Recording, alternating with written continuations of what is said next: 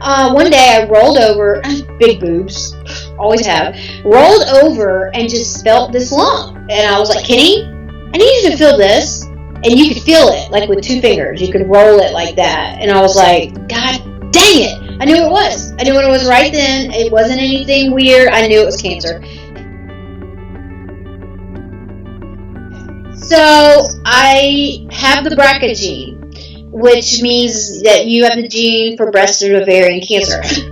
The way I know that is because my mother had breast cancer 8 years ago, and I decided to get tested for it.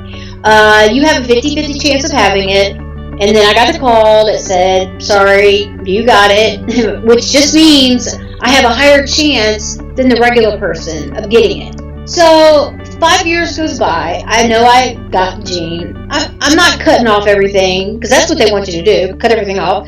So I was like, whatever, I don't live like that. One day I rolled over, big boobs, always have, rolled over and just felt this lump. And I was like, Kenny, I need you to feel this. And you could feel it, like with 2 fingers. You could roll it like that. And I was like, God dang it. I knew it was. I knew what it was right then. It wasn't anything weird. I knew it was cancer. So I went and got the biopsy. And that hurt like hell. Stick a needle in your, oh yeah, not fun.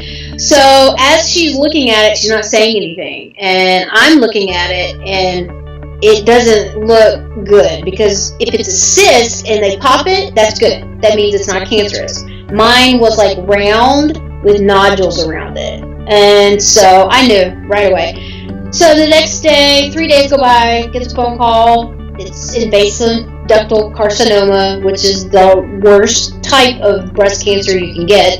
But luckily I found it, literally, Dana, it was there overnight. Just one day. It was just there. It was not there before. And just literally just showed up out of nowhere, and there it was. And that's how aggressive it is. So luckily got in right away to the breast doctor that my mom went to. Dr. Goulet. Love this man. Amazing. He immediately asked me if I had the gene. Oh, he said, we need to get you tested for the gene. I said, I already have it. And he was like, what? You didn't cut everything out and cut it? I'm like, no, I ain't cutting everything. Let's just cut your shit off because you got something wrong. You know what I mean? Like, why do we have to go so drastic? So, we didn't have to do that testing. So if you ever do get breast cancer, that's the first thing they're going to do is test you for that gene. Because that, if you have that, then you're really likely to get ovarian cancer.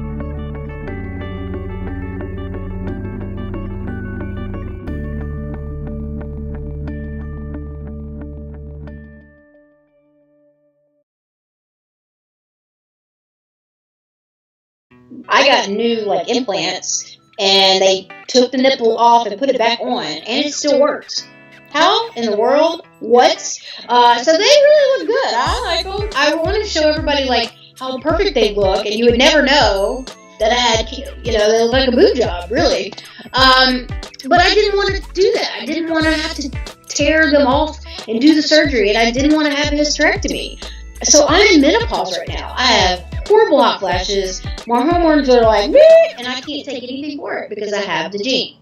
Because if there's still cancer roaming around, taking hormones can, I guess, trigger it. So I can't take hormones for it. Yeah, so it was like, I looked at the oncologist and I said, dude, I got shit to do. How long is this going to take? This is not working in my schedule. And he looked at me and said, Stephanie, this is serious. And I was like, I got you. But I still need to know how long, what are we going to do? So we started out 5 months of chemo. The first round of chemo did not work. It made it grow bigger.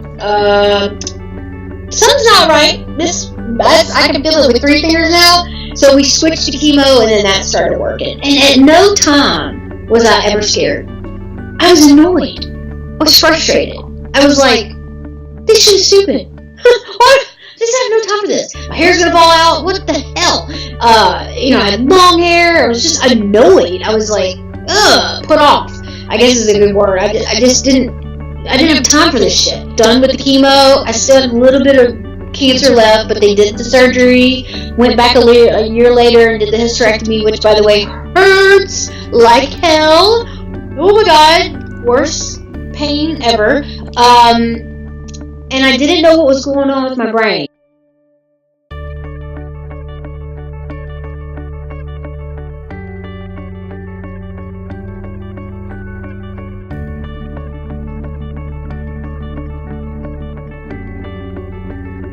It's really hard to diagnose MS.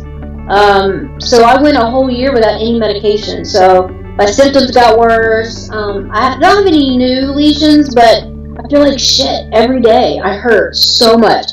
I'm on Percocet, I'm on Xanax, I'm on all kinds of shit. And it still doesn't get rid of the pain. Like, you know what I mean? It just sucks. Then there's no cure, so there's no end in sight. And I tell people I would go through cancer all over again to get rid of MS, because it's a suffering and a torture that never leaves. I fall, I hurt for no reason.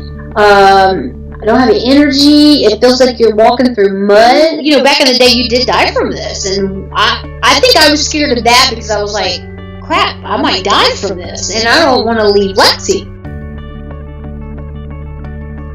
I'm not scared of death, but for her, I am. I mean, we're very close, and that would destroy her. So we did a lot of research. They've come so far with medications. So what I take is one pill, and it suppresses my immune system, which is not good, but it has to bring my immune system down so it doesn't attack the good part. You know what I mean? So there are things out there that can stop it from getting worse. So I'm taking that, and I haven't had any new disability. So when I have a relapse, that means that I've got a new disability. It's damaged another part. So that's a good thing. I think I have always, not much gets me down, and and not many people know that I lost my son at 2 months. Lexi was 15 months old, and Ashton was 2 months old. And we had just moved to Memphis, and I remember waking up because I hadn't heard him cry, because he was a crier. And I ran to his crib, and he had moved himself all the way to the end of the crib, and the blankets were wrapped around his head. And I was like, oh my god, and he was white and blue, and I thought the covers suffocated him, and they were little receiving blankets. They weren't a big comforter. So I rushed him downstairs. I called 911. I did CPR on him, and I don't remember a lot after that. Detectives came to the house, and I kind of remember the funeral a little bit, but I still had Lexi to take care of, and she's the one thing that got me out of bed. Or otherwise, I wouldn't have gotten out of bed. You can't move. It immobilizes your whole body. It's a pain. I can't even describe it. Now I'm okay. Okay with it. He would be 17 now. So time does heal. I absolutely believe that. But for the first few years, I couldn't walk in Lexi's room. I'd have to make noise. I couldn't look at her in her crib.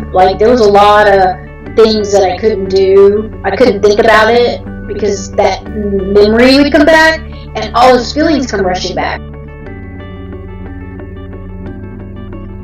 I remember watching the Big Girls, and Mom said, that's what I'm going to do.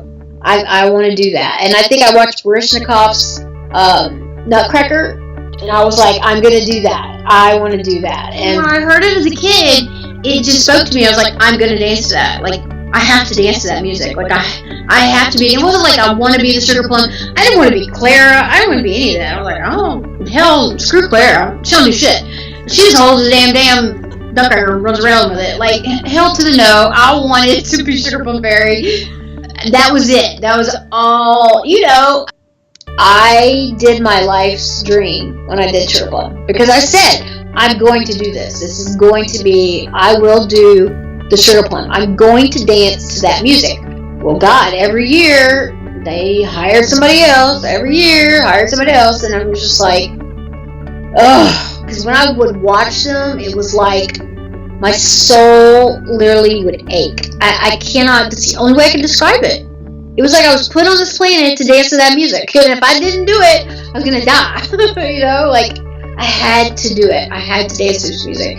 And so doing it and finally getting to do it, I can't even put it into words. Like, oh my God. It was like nobody was there. It was just me and that song. But because I'll die if I can't dance. Like, it's like life for me. It's like a breathing. You know what I mean? Like, to not dance, I don't know if I would make it. So that might be why my spirits are... Now that I think about it, it might be why I still am sane. You know what I mean? Through it all. Because I was still teaching, doing chemo, girl. I would still show up and teach. I felt like crap.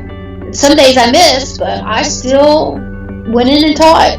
Like, I love life. So I love people and experiencing things, so I still want to do that. I just have to do it differently. You know what I mean?